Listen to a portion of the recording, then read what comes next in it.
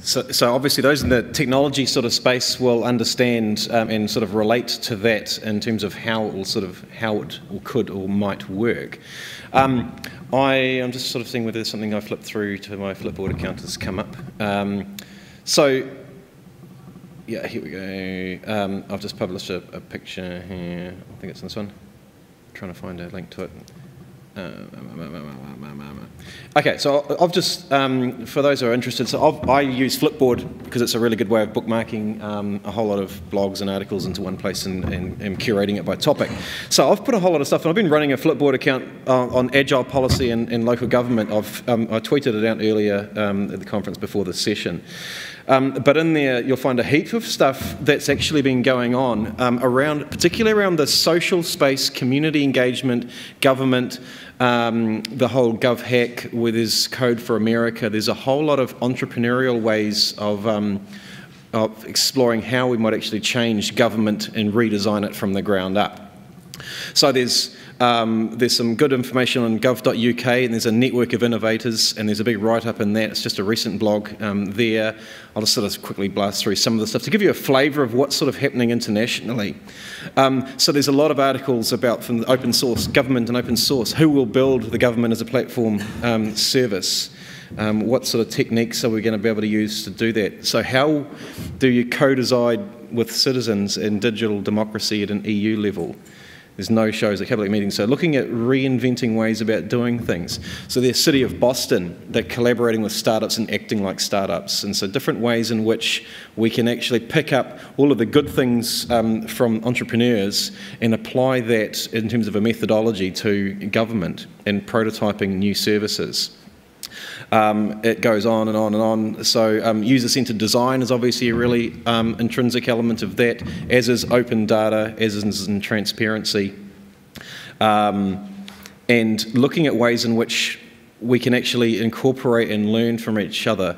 So there's quite a few groups within the sort of the global community that have actually been doing really, really cool stuff. It's usually at a hyper-local level because it's a lot easier to change things at a local level than it is at a big city level. And so in my own view, that's why I like lurking around in the provinces, because you can do things a lot more under the radar that don't get political attention, then turned into a big political football about, you know, whose idea it was. So keeping things really, really low. So from just sort of some of the urban design, town planning space, there's a, can't quite see it in the book up here, but there's a book by Jamie Lerner. It's called Urban Acupuncture, and that's around placemaking and how to improve cities, not by doing massive wholesale showcase projects. It's by doing hyper-local micro projects. Getting engagement with the community, getting ownership of those issues by the community, then replicate, iterate and scale from there. So actually precision urban acupuncture is the phrase that's been coined, which I particularly like because it works in very much a similar way to acupuncture on a body. So looking at the city as a system rather than a machine. So there's a whole lot of information and examples around the world of things that are going, and there's a distinct trend, and I've been sort of monitoring this for the last couple of years around that hyper-localism and engagement in grassroots governance, you know, the thing people like Lumio and groups like that are actually enabling the communication tools and collaborative tools to be able to make decision-making at a local level. So I've done a couple of my own sort of experiments and prototypes, worked miles better than anything that the council's done before, and I'm sort of looking at going, okay, how do I scale and ramp that up from here? So what I sort of thought I would do is often the big issue with getting impact and change within organisations is a cultural change within local government's exceedingly difficult to do because bureaucrats are generally sort of into preserving their own jobs and they're not really interested in, you know, dissolving government as a whole entity. But that's sort of what needs to happen. So what I have been doing a bit of thinking about is going, okay, how can we actually, if we wanted to dissolve a government and start again, rather than doing the amalgamation of super cities in Wellington and Auckland like they've been going, what if we were to actually just start from scratch? And if we wanted to do that, how would we do it, and what might some of the challenges be? And that's sort of what I sort of wanted to have a bit of a free-form discussion and get some ideas from the floor around that. Because I've got a specific case study in mind, and I can think of an example where this could actually happen, and if this team of people wanted to be involved with that, you know, well, let's start it. So my crazy idea was, I know of a community where all of the politicians have been fired. So there is no political representation there at the moment. There are government-appointed officials acting as commissioners. Very small council, very few staff. There's probably about 50 staff there or less, so it's not going to have a massive, huge impact on that community. And the community absolutely loathe the council presently and are rate striking and taking them to court. So there's no love lost at all there. They'll be well and truly happy to change. Does anybody know where that might be that I'm talking about? Kaipara district, exactly. And it's just Dargaville, so, you know, what's the worst that could happen? Sorry, no. It's my neighbour, I love Dargaville, it's great. But the reason why I think it's a really, really good prototyping area is because it's representative of massive areas within our communities. So you've got Dargaville on the one hand, East Coast, they've got wave generation power plant being put in the Kaipara Harbour, or they've got consent to do that. Rural heartland, growing kumaras, lots of primary production, rural community. On the east coast, very affluent Aucklanders, they'll all head up towards the coast and camp out at the beach during the weekends. So you've got a very wealthy coastal community of the east coast on the other border. So we've got this perfect, in my view, little lab where we could actually say, okay, let's try something a bit outrageous. Let's have the local government Kaipara Amendment Act, like they've done in Auckland, but instead of amalgamating it, we say all of the local government rules no longer apply to this district. And hey, community, here's all the data that you need to know about your community. Here are all the consequences of actions that we know about it. Okay, what do you want to do about it? How do you want to govern, and how should we go about governing? So if that's the scenario, I guess what I'm looking for is a bit of discussion around how would you start that conversation with that community, and to see whether or not there's an interest in actually doing that, because obviously you can't force a community into a test tube and incubator environment as a prototyping thing if they're not keen on doing that. So how would you actually pitch that to them, and then importantly, how would you actually go about building and co-creating a new system of local government on a customer-centred, user-centred design approach? And are you willing to try doing that? We'll try and gather together all the things and pitch it to somebody. So does anybody want to start out with some ideas, or anybody got any sort of experience? I know there's Ruth floating around there, somebody's got some experience in user-centred design. But are there some examples specifically of how you would actually think as a community, or if you were in that position as a community, if we were to say to you, okay, no longer the government's not looking after you and being parental anymore or paternal about it, you can look after yourselves. How would you start that conversation? Too hard. Oh. Yeah, sorry.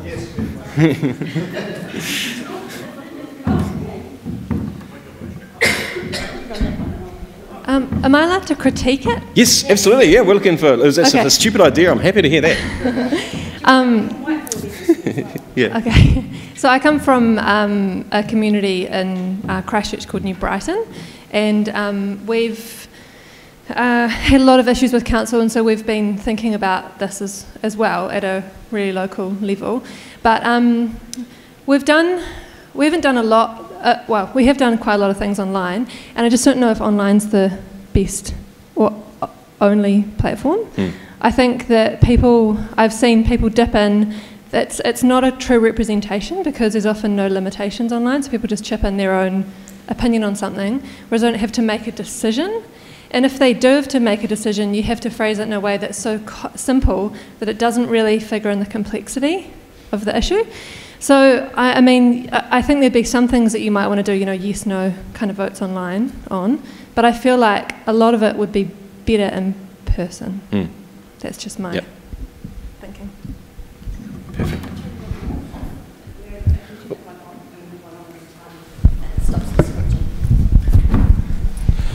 I guess I have a similar critique.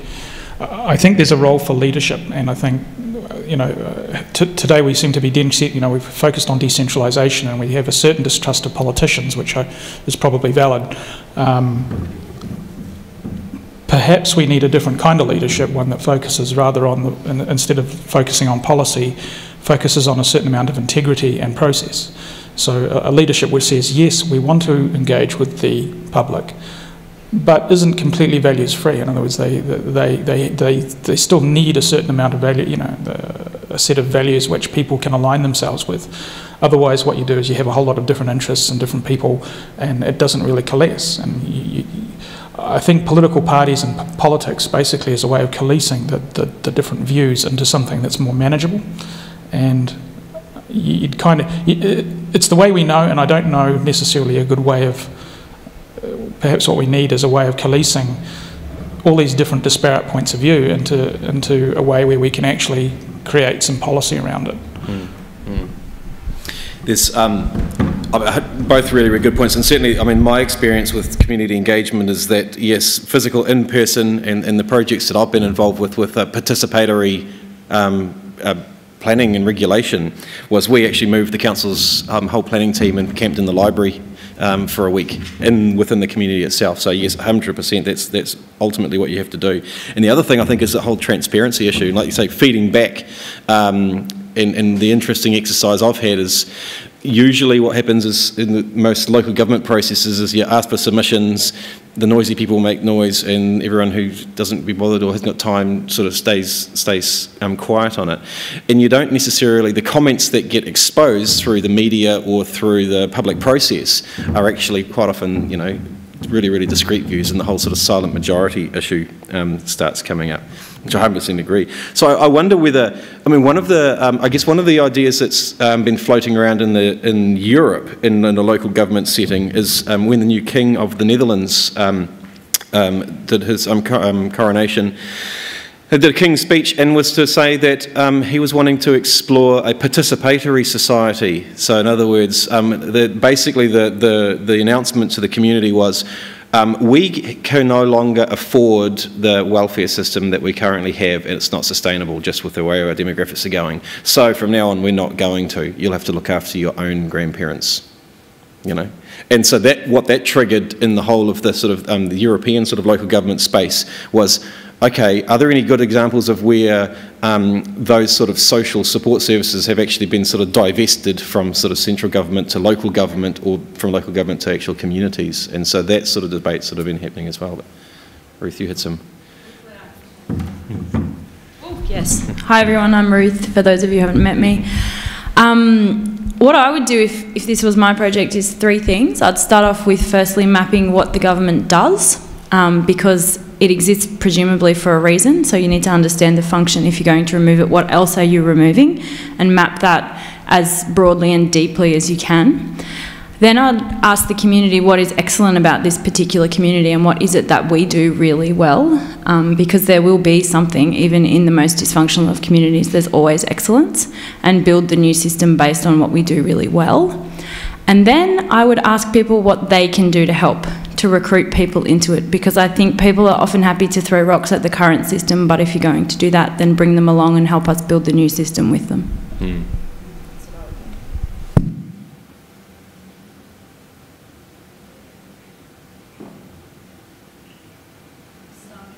Yeah, well, it's too hard. I think Ruth's point about understanding what government is there to do, or what the constraints are. There are debates about that, and I know I worked in local government for 6 years in the UK in the corporate strategy kind of space, and we did a lot of community stuff, and whether councils only have delegated authority to do the roads and whatever, libraries are a classic example. Different people have different views on what you should spend money on, but getting a consensus around that, it's quite hard though, because as you said earlier, people, they react. Do you want rates to go up? No. But then, do you want your child's preschool to close? No. Someone should pay for that. Well, here's dot A and dot B, let's join them. David, did you want to ask them that? Yeah, thanks, David Farrow. There was an interesting submission from, of all people, the Clerk of the House of Parliament, it's a very technical review of what they call standing orders, but that's the rules that Parliament uses to govern itself. And there's this thing called private members' bills, where if you're not a government MP, you stick it in and they go into a ballot, and it's random luck which bills come out of the ballot and get debated by Parliament. And the clerk actually said, look, should we be looking in the social social media age, that all the private member bills perhaps go up on the website, and there's the ability that perhaps the one that gets the most likes, the most support, automatically goes into the ballot. So it's again that sort of balance between you still have a representative democracy where at the end of the day MPs will decide, but actually would give citizens the power to say, we want you to debate this issue, we don't want it to be up to the government, we don't want it to be up to that. There are some dangers with that, not quite the same in the US. There's petitions to the White House, and if you get over a certain number of people signing, you get a formal response from the President and the White House. The #1 petition was to deport Justin Bieber to Canada, which perhaps is very worthy, but possibly not quite it was intended. But I tend towards the view that actually if there's a real world action, not just this is about getting a response, but you can get this bill before Parliament and debated, I think people would take it quite responsibly. So the challenge I see it is it's too easy to sort of look at our current democracy and just look at how do we tinker it. If I take an example where I think Xero has done so much better than MYOB, is MYOB's got their offline business that they're trying to tinker to be online, whereas Xero's had the advantage of how do we build a brand new accounting system that only exists in the cloud, and that's given them an advantage. And my challenge to people in this space is let's not just look at the current system, but if we were sitting around today with the internet inventing our democratic system, how would we have it? Would we have representatives? Would we have physical meetings, etc. too there? Because I think only when you actually get into that sort of principles are you likely to get this sort of radical change that I think would be a good thing.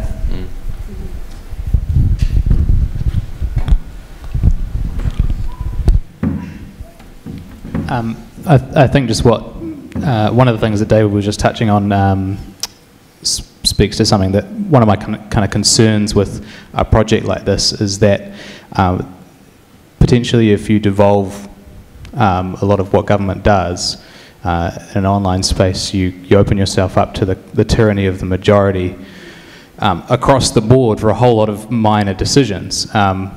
And so, yeah, as you say, if we're suddenly kind of drawing members' bills based on how many likes on Facebook they got, that kind of defeats a lot of the purpose of having a representative democracy, in that you're kind of looking out for minorities. So I guess that's one of the kind of design challenges in something like this, is how do you avoid this tyranny of the majority, and the majority just dictating every decision that you decide to kind of devolve to them.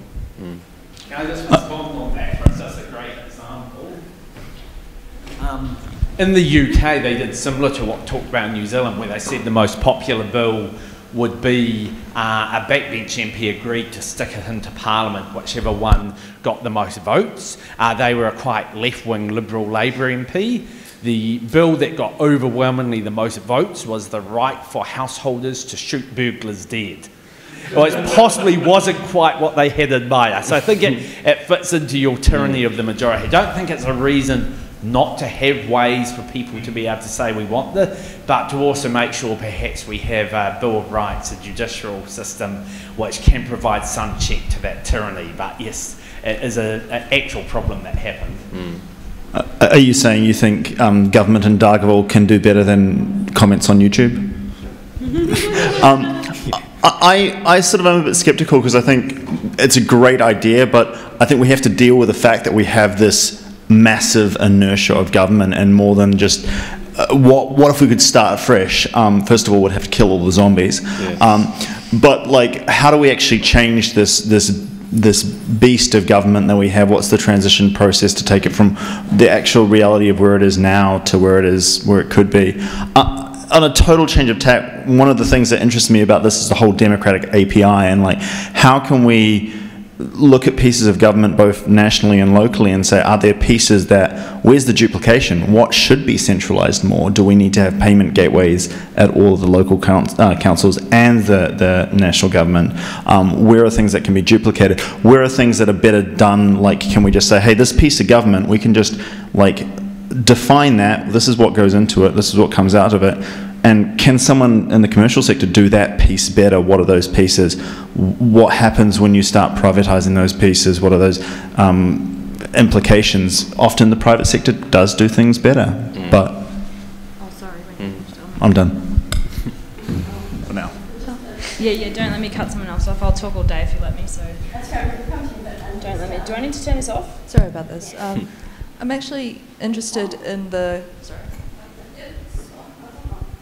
Still on, so... I might just need to talk a little bit louder then. So I'm interested in the controls that are in place for the necessary, because the same argument exists that if you put things up for a public vote, no one will want to vote for sewage and rubbish removal, but it is very necessary. And it's the same that comes in for maintenance. You can't really put those up to a public vote. They're necessary, but they're not popular. They're not target issues that come up. And the same goes for sort of bringing in sort of the democratic model to what is good governance as well. So you want to have information and ideas perhaps come from the public and maybe rate some of those on a priority scale, but you'll still need to have that level undercurrent, which is surely the necessary stuff that needs to go on day to day to keep things running, but isn't perhaps ever going to be voted on by a public person. But then you still want to have some oversight. You want to have those controls so that people can see how much things cost and where things go. So I guess where would a model like this sort of integrate with those necessary areas? There's some interesting discussion, or the feedback that I had from my project, and the project that I did was basically a participatory planning sort of process where I engaged with the community, got really, really good conversations with them. So just the sort of the summary is we ended up with about, we spoke directly or commented and engaged with, I think, about 4,000 people through our Facebook page and website. And interestingly, we actually then reflected everything back to the community. So we did it hyper transparent. We published everything, did polls and surveys and what people's opinions were, and then republished that. So if you could say, well, I don't like what the decision the council came up with, you go, well, it's actually came from here, and there was a clear line right back to the sort of the data to the decision-making process. Now, that often doesn't exist in local government. You want to know what they did with your submission. It just disappears and some decisions sort of made. And a really telling comment that came back from me when I reported back to the council was there was one long-term councillor who said, I'm a bit worried about this decision-making being made on the street. I'm responsible. Decision-making is made around this table. This is where decision-making has happened, and I'm elected to be able to do this. And of course, to which my immediate response was, I went, oh, okay, well, the process that I've just been through, it had direct engagement with 4,000 people. How many votes did you get at local government election? Oh, 2,000. Okay, well, we can have a conversation about the views around this table. Are they representative of the community? And is the decision-making being done with government and the wise spending and all that stuff at the moment? Is that better or worse than what the worst case scenario of a completely different system is? I mean, we're almost really needing to look and explore what's happening now, because I think a lot of people, because they just disengage, it's all too hard, there's this massive sort of I guess, gravity of power within local government, or all levels of government really, at that sort of executive level, where a whole lot of stuff goes on. You kind of touched on what I was going to mention anyway, which is the importance of open data and actual evidence. So it's not just a matter of, if you talk to 100,000 people, if they're not informed people, then you're no better off. So it's critical that you have the evidence, and the evidence is made available to people so that they can have that input. The second thing kind of goes to not everyone's interested in having input, and that's kind of what we're talking about. There's a silent majority. A lot of them just don't have the ability or the capacity or time to be able to digest all of the required information. They kind of, the point of representative democracy is that we have people who do take the time to come up with informed decisions. And I think it's important, as long as we've got that those decisions are based in data and can be, cycled back and why the decisions are made. That's excellent. The problem is when those processes are secret and obscured.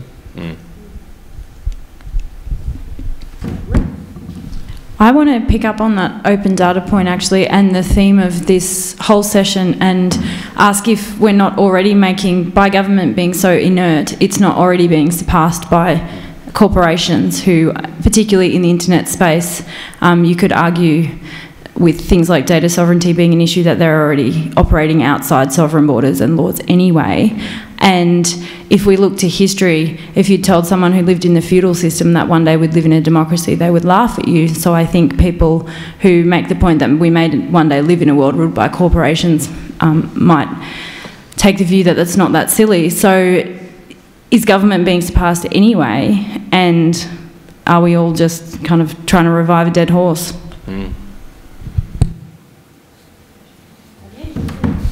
I had a couple of, firstly just a comment. It sounds like I've heard of the idea of having sort of the discretionary budget as something that's up to be decided collaboratively, so you have those base services covered, but that, you know, maybe a council could pick this amount of money which is actually up for community discussion and can decide together, which I think is quite a nice idea.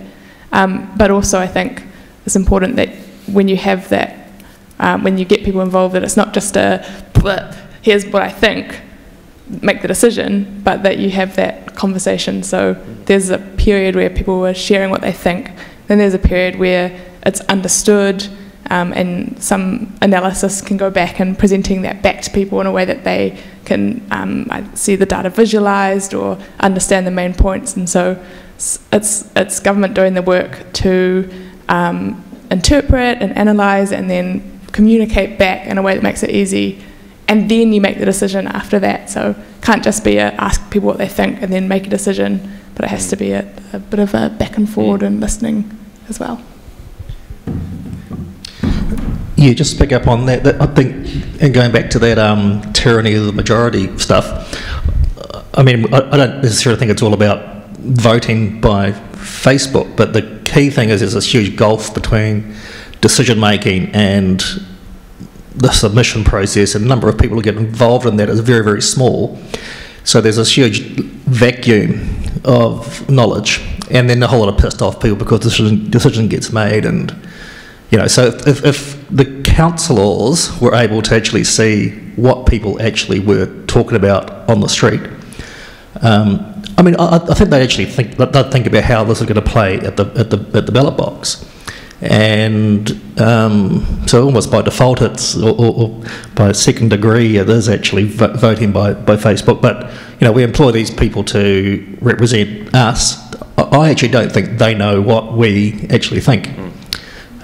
So I'm working on a project with a regional council at the moment, and as being a regional council, they are kind of one step removed. They gather their rates through all the city councils, so they don't have direct communication with their ratepayers.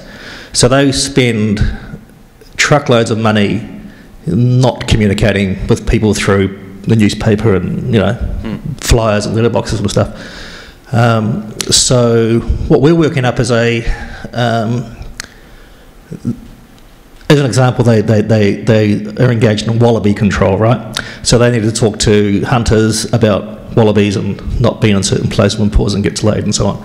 So to talk to these hunters, what we're developing is a community platform for those hunting groups to use to talk to their own members that the council can then participate in. Yeah, I'll like to pick up with that with you later on, Nick, actually. Yeah, it was interesting. So just before, because I made a submission to my local council who had probably, Whangarei District had the second lowest rates in the country based on the works that the Taxpayers Union had done in publishing sort of results.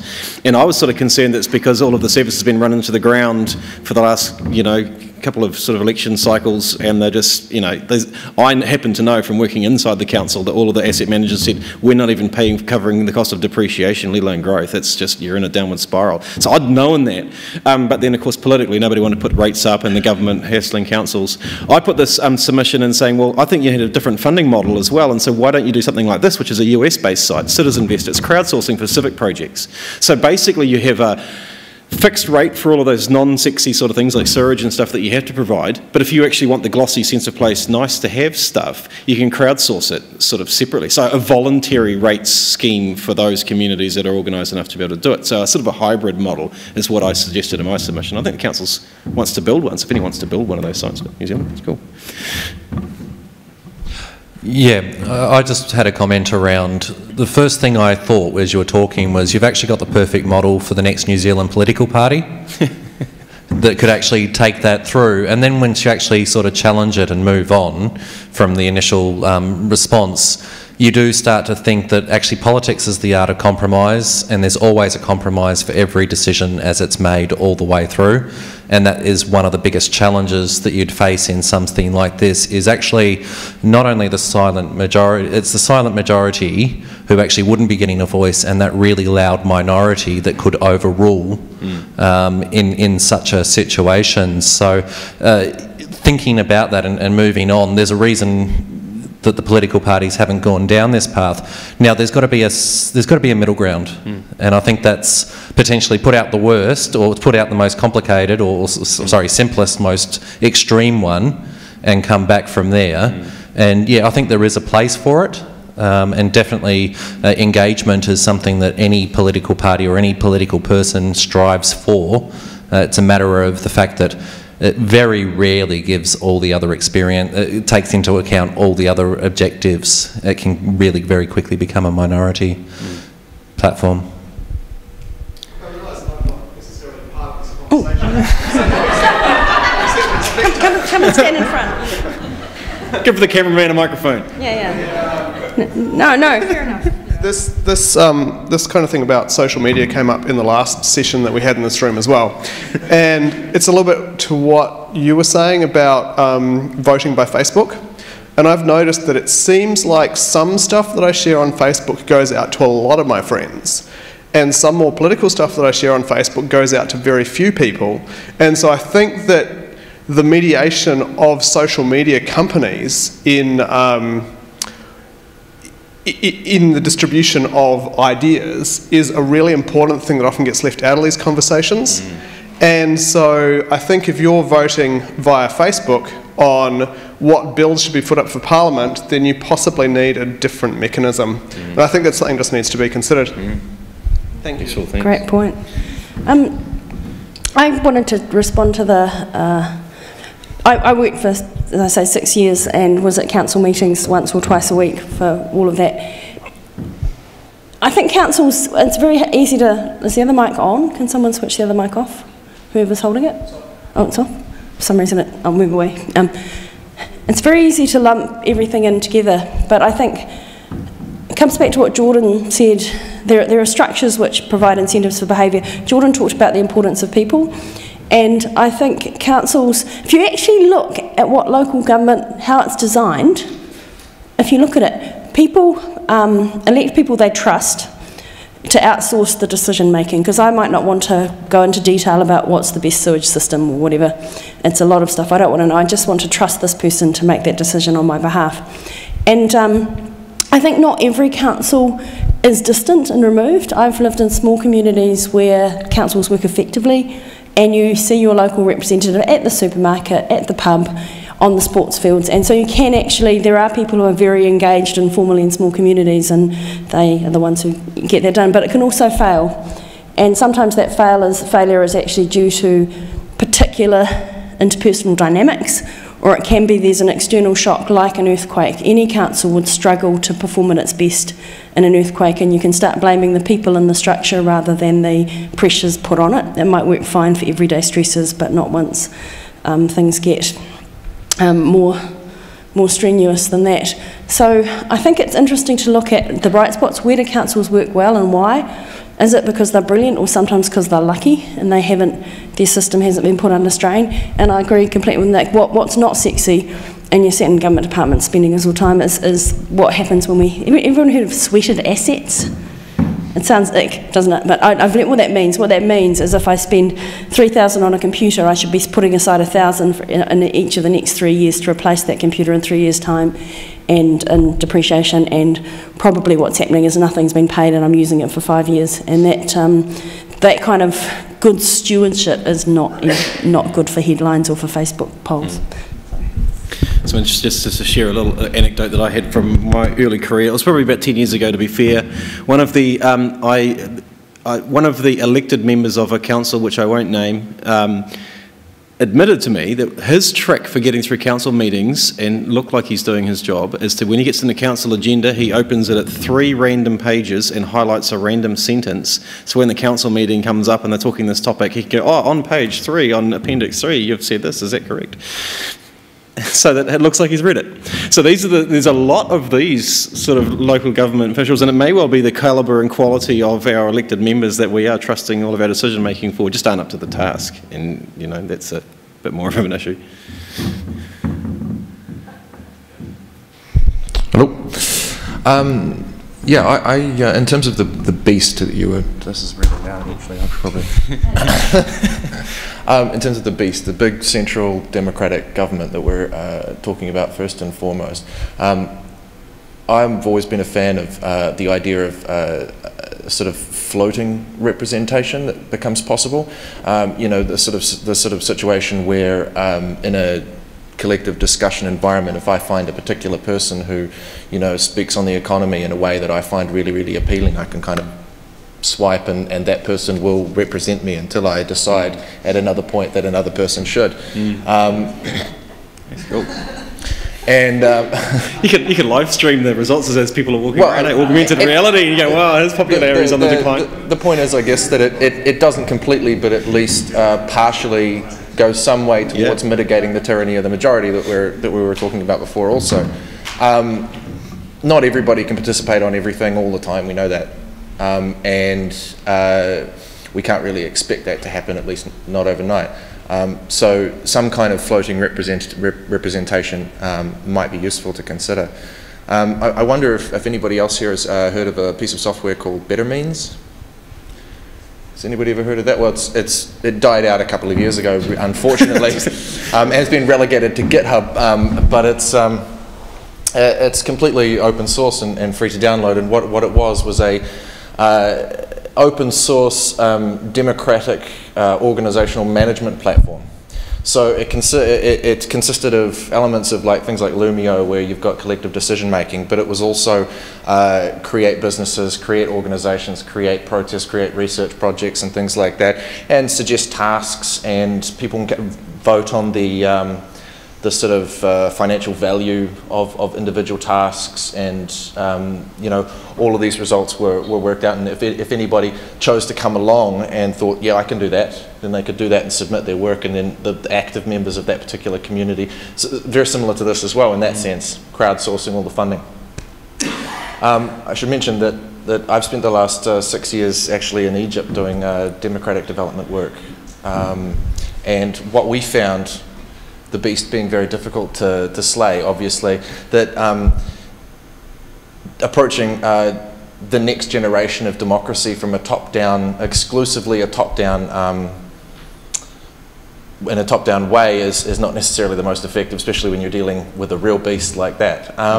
And so what we were doing is promoting small, like a kind of bottom-up democratic development, where we're encouraging, in that environment obviously you've got millions and millions and millions of educated and enthusiastic young people who are keen to start businesses and non-profit organisations and research projects and so forth, and encouraging people to start these projects and these businesses and just organise themselves and so many other aspects of their lives, not necessarily directly central governance, around a democratic system.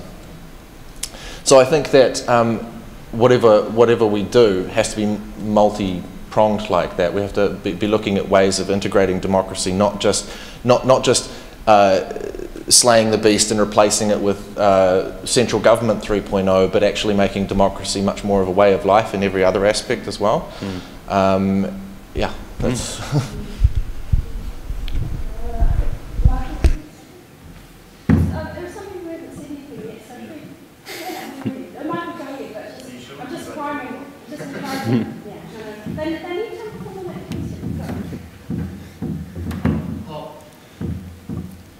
I guess sorry.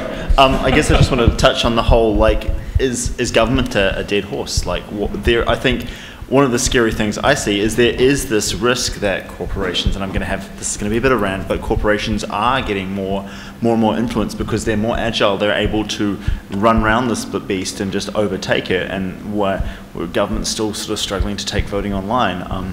So I guess there is that danger. And the other danger I see is people talking about how governments and political parties engage with citizens. I think, what does that engagement mean? Does it mean participation, or does it just mean voting? And I think voting is such a sort of low-fi, low bandwidth, sort of low return way of engaging with governments.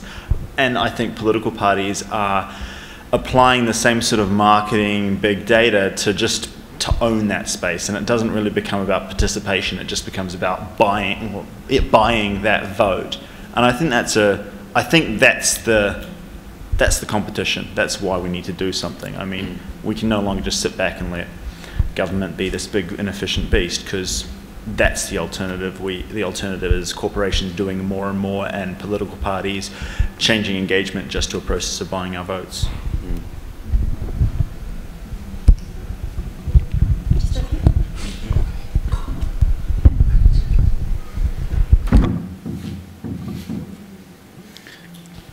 Thank you.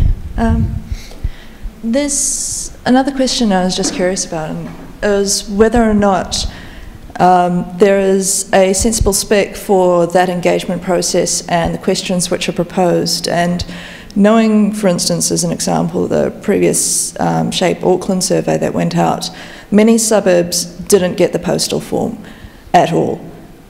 Top that off with many of the questions from the postal form were rewritten and restricted to the online one. So if you were doing it online, you had a much more restricted ability to respond, and the questions were really only directed towards the couple of answers that were available, whereas in the postal one, that was almost a completely different story. And so I'm wondering if there's any sort of guidelines or procedures on the construction of retrieving feedback from the community and searching for the minorities which are unable to maybe make their voice being heard. So you get a lot from the disabled community, people who are physically or mentally ill, who cannot physically walk down to the office or cannot get online properly. And so that sort of voice still needs to be there, but I'm wondering if there's sort of a process for that engagement. Frantically trying to look at link on website to find the answer. I know that there is work underway, and there's some stuff on the State Services Commission website about the Open Government Partnership.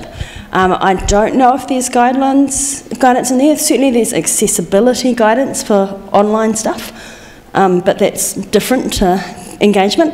But there's a digital engagement. Meg, you might be able to come in here and talk about geo. I don't know if you can or not. It's a bit aligned to what the work is. Do you want to actually just hand that over? But yeah, Open Government Partnership is it's an international partnership that we have, that New Zealand wrote its report on what we are doing in the open government space, and it was audited by, audit might be the wrong word, by international UN-based body. I think I'm wildly paraphrasing, I'll have to look it up, but there might be something in that space. Yeah, so there's that, and there's a digital engagement, I think still in draft, but basically consultation and engagement guidelines, and some of that stuff is not just about how to ask good open-ended questions, but also thinking about why are you doing it, what are you going to do with that, when do you do your consultation, what are you going to do with the results, which are really important things. But I think also for government, just those good case studies is so important, because you can read about it, but to have the courage to try something different and do it properly, you have to see the evidence that it's worked other places. So it's great hearing those success stories. Even to get funding, it's really helpful to be able to clone bright spots to say, hey, they did that, it will cost this much, can we try that too? Just in terms of another example, there was a hackathon that I was running with the Association of Local Government Information Managers, ALGIM conference earlier in Christchurch, and one of the other And so what we looked at there was different ways in which we could actually create feedback loops was the theme of that particular hackathon, and responding and almost maintaining, rather than a periodic, every 3 years we're going to consult on an annual plan and there's a big consultation campaign and nobody's got enough time to give their, to devote to it. There should be an iterative, ongoing process. It should be a consistent, continuous dialogue and discussion between those, and so that's what's incumbent upon those politicians to understand what their communities are. And I quite like Wellington City Council had, as part of their reporting on their long-term plan, they had a report that was not just on the written submissions, but it was about the mood. So they had some sort of mood maps of what the state of mood was from, scraped from a whole lot of social media sources. So I think we're going to see more of that sort of technology tools which enable that sort of conversation to happen continuously over the sort of election cycles. All right, sorry. Cool. I feel like we're kind of at the point where we know that we need change in this kind of area. There's more tools that are available now that were before. But I feel like, when I saw you scroll through your examples on Flipboard at the beginning, I thought, wow, there must be so many things in there that we could learn from. I'd really love some kind of central point where we could go to for examples of how this has worked. And if we go back to your question at the beginning about that community, I feel like it would be really cool to think in a modular way. And I think someone mentioned that before about, some things we need central government to do, some things we need local government, some things we can delegate. Some things we need to do in person, some we need to do online, and I think it would be really cool to pilot some of them. That would be my approach. I'd have a look at what's being done in other places, and I'd pick 4 or 5 and try and figure it out, and then I'd let everyone know how it went. And this is something that we've been talking about doing a lot in our area as well, and the council seems quite keen to pilot stuff. I'd love to see that across the country. And just one thing to finish is that in Melbourne, people probably saw, and we were talking about this before, that they've started this idea of juries. So instead of it being completely representative, they randomly select people. And they had 43 randomly selected people that just lived in Melbourne. They brought them together for 6 weekends, and they nutted out the entire long-term plan budget. And they made really good decisions. And that was one of those cases where they had to take into account the sewage. They had to take into account everything else. And they were given all of the information from the consultation. They were given planners, experts as guides. And that went back to the council, and they accepted the vast majority of the submissions. And I know that the London City Council is now calling for the same thing. So that's not an online thing, but that's another tool. And so maybe we could put together a few different tools and that would be the answer. A really good example I remember reading in a blog, and I think it might have been on the Nesta website or something, was looking at government or local government councils, particularly the executive team, as venture capitalists. So when you're thinking about it in the business sort of startup one way of doing it is to say, okay, let's have a startup weekend for our whole district. And so the executive team or the councillors are the Dragon's Den at the end that have got X amount of $1 million rating budget, and all of the teams of communities and entrepreneurs or people within government or communities join teams and try and solve ways about doing that. And so I thought that was a fantastic sort of vision to actually move towards this, going, okay, let's operate more like a venture capitalist startup sort of mentality. So it's a cool example. So I guess that leads directly into what I was going to say anyway, which was that sometimes it's not until you start experimenting that you find out what works and what doesn't. I think you possibly have to be prepared to fail, and sometimes fail on a massive scale in order to learn some of these things. But I'm probably not adding much to the discourse in terms of the ideas, but I'm really interested in the way that these things are implemented, and if anybody has ideas that they want to throw into a practical aspect, I'd be very interested in being a part of that. I also have some family in Dargaville, so it's a nice place. Michael, were you desperate to share that conniption you were having? No? Failing on a massive scale, I guess Dargaville's maybe a good petri dish for that. Sorry, Dargaville. But also the idea of the Dragon's Den with the people coming up with the ideas and the executive leadership team being the one judging it. I'm just wondering, why isn't that reversed round? Yeah, true. I I had a very short comment just about failing big. I think the agile method is to fail early, so you find out as soon as possible. So a very short comment. Yeah, we're coming towards the.